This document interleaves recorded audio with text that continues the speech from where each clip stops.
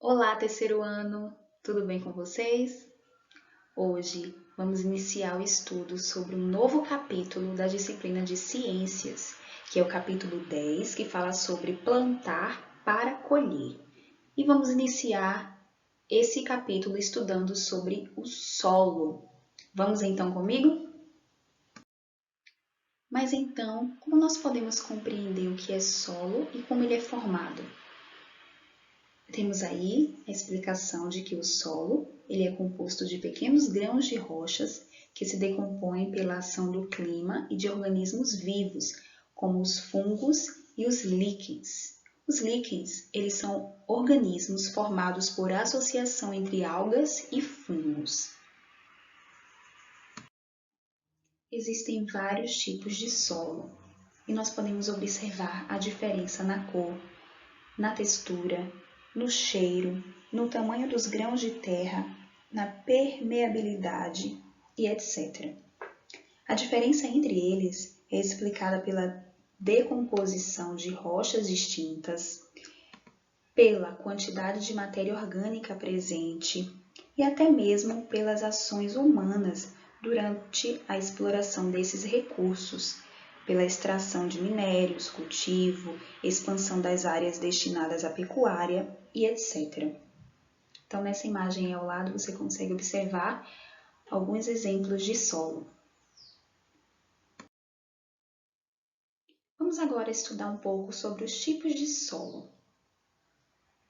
Nós temos aqui o solo argiloso, temos o solo humoso, o solo arenoso e o solo calcário. E agora vamos estudar um pouco mais sobre cada um desses tipos de solo. O primeiro tipo de solo que nós iremos estudar é o solo argiloso. Vamos ver então algumas características desse solo. Primeiro, terreno com muita argila e por isso impermeável. Segundo, como absorve bastante água, por ser impermeável, ele fica encharcado em períodos chuvosos. E terceiro, em épocas de estiagem, cria-se uma camada superficial, seca e dura, que prejudica o desenvolvimento da vegetação. Então, no solo argiloso, há aí uma dificuldade no desenvolvimento da vegetação. O segundo tipo de solo que estudaremos é o solo humoso. Vamos ver então a sua característica.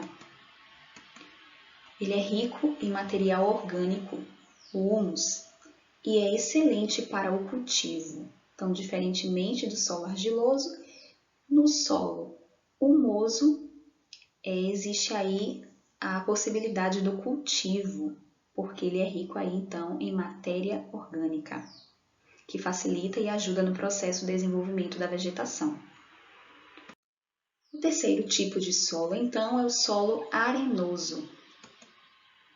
Olha aí, ó, o solo arenoso, já dá para perceber pelo nome, né? Arenoso, areia. Suas características. Primeiro, terreno com muita areia. Segundo, é permeável, ou seja, não retém água. Terceiro, dificulta a sobrevivência de plantas e micro-organismos. Então, no solo arenoso, por ter muita areia, por não reter água, então é difícil o desenvolvimento da vegetação, das plantas aí nesse tipo de solo. O próximo tipo de solo é o solo calcário. Vamos ver as suas características. Primeiro, é típico de locais desérticos e a gente percebe isso ao observar essa imagem, né, desse solo. Segundo, contém grandes quantidades de partículas rochosas e poucos nutrientes. E terceiro, por ser muito seco, é impróprio para o cultivo. Há poucos nutrientes, tem muita rocha, então a gente já percebe aí que realmente dificulta o desenvolvimento de plantas e vegetações, né? Não dá para cultivar nesse tipo de solo. No Brasil, existem dois tipos de solo que se destacam e nós vamos estudar um pouquinho sobre esses dois tipos de solo. O primeiro é o massapê. Esse solo ele é formado principalmente pela decomposição da rocha gneiss. É comum no Nordeste e na zona da mata. Ele é escuro, argiloso, rico em material orgânico e apropriado para o cultivo de cana-de-açúcar. Esse é o solo massapê. O segundo tipo de solo que se destaca no Brasil é a terra roxa. Olha aí. Ela é formada pela decomposição do basalto. É o solo típico do oeste de São Paulo e do norte do Paraná. É avermelhada e boa para o cultivo de café. Então, esses são os dois tipos de solo que se destacam no Brasil. Um aspecto que nós devemos colocar em prática ao falar sobre solo, se preocupar e pensar sobre isso é na preservação do solo. Porque a gente sabe que quando a gente cuida, quando a gente preserva, existe aí a possibilidade de melhores cultivos, melhores plantios, né? A gente está falando sobre isso, plantar para colher. Então, vamos ver algumas práticas corretas que nós devemos realizar para preservar o solo.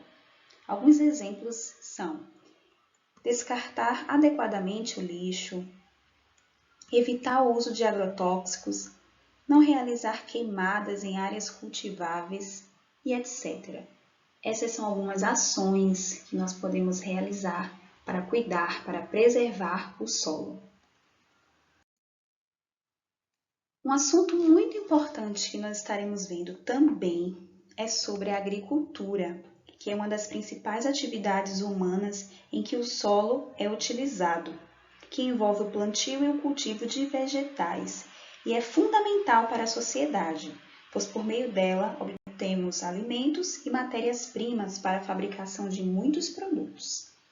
Então, sobre a agricultura, nós iremos falar mais especificamente na nossa próxima aula. Então, ficamos por aqui. Até a próxima. Um beijo para vocês!